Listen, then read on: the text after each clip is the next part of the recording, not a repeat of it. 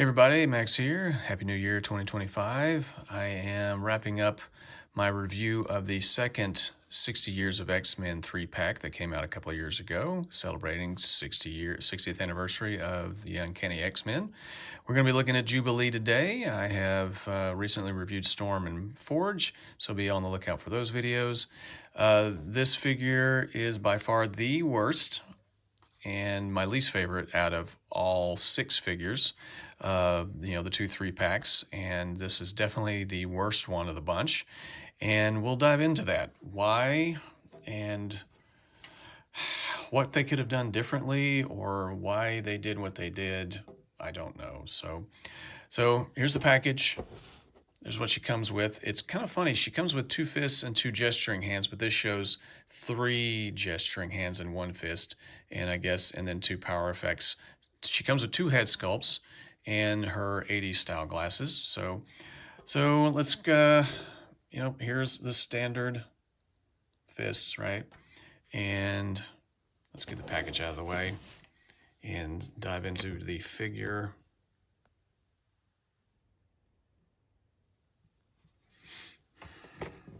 So looking at the non-bubblegum head sculpt, and you can fit the glasses onto both heads. They don't fit very well on this one. Maybe a little better on this one. Those glasses are kind of wonky. But pretty good head sculpt overall. I'm not a huge fan of Jubilee. She was kind of introduced to be a new sidekick for Wolverine after Kitty Pryde grew up and went off to be a part of Excalibur. And I can see why Chris Claremont came up with the character, and she's was kind of on the annoying side. But then again, she was an 80s 80s 13-year-old teenager kind of girl, and so kind of heavy into that kind of pop aesthetic, I guess, of the time. And it just kind of it didn't really resonate with me. But this head sculpt, both head sculpts are pretty good. I guess they're good in the sense that how well crafted they are and how well painted they are, but she does not look like a 13-year-old girl. She looks like she's in her early to mid 20s, and so it just kind of throws you off a little bit that this is supposed to be a 13-year-old girl, but she seems overly developed for a 13-year-old girl. She's about the size of a 13-year-old girl, but it just seems like, I don't know, she's just a little too top heavy to be a 13-year-old Asian girl, and so that's just a little weird and a little creepy. But this head sculpt has a bubble gum. She's blowing a bubble gum bubble, so that's pretty cool. Actually, she did that all the time in the comic.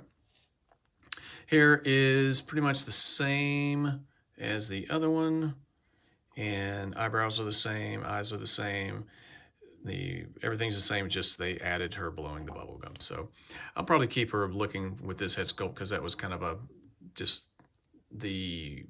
it was just kind of her usual look. Like she was doing that all the time. So she comes with these little power effect things that don't exactly represent 100% the way her powers work, but she these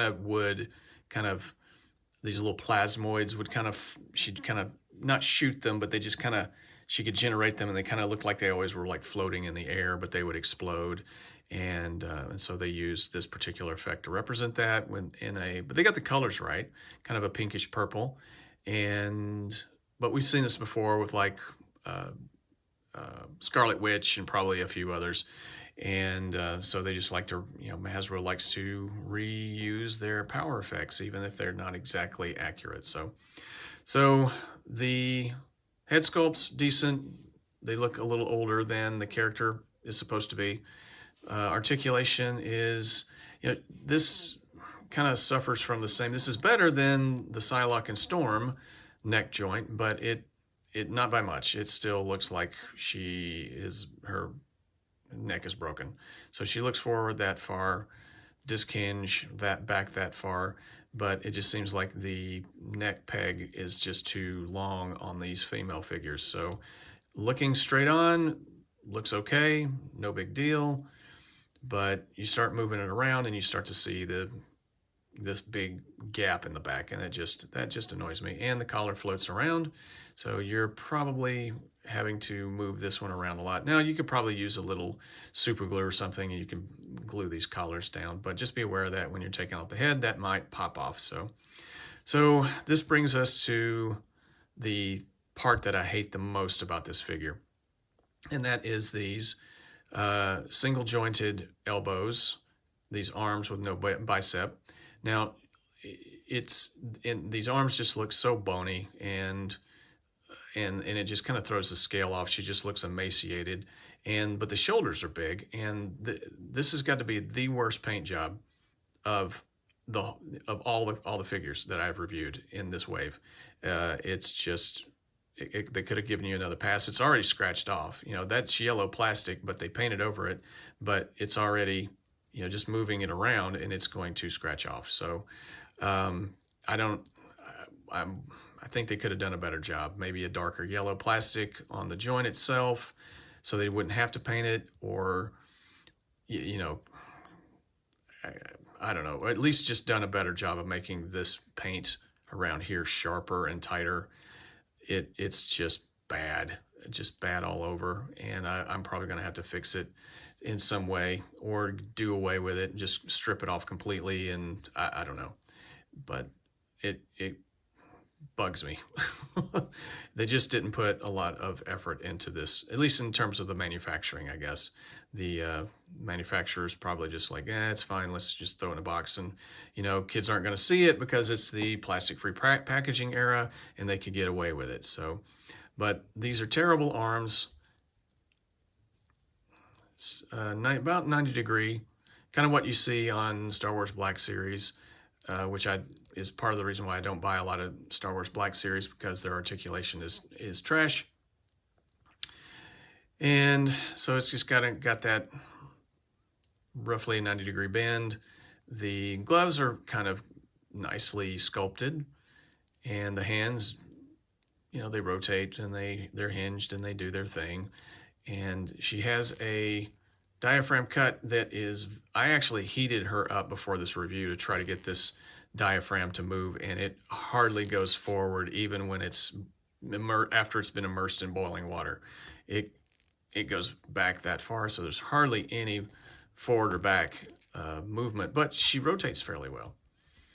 So like the other females in the line, there's no waist swivel. It just kind of, okay, you get the diaphragm swivel and that's all you get.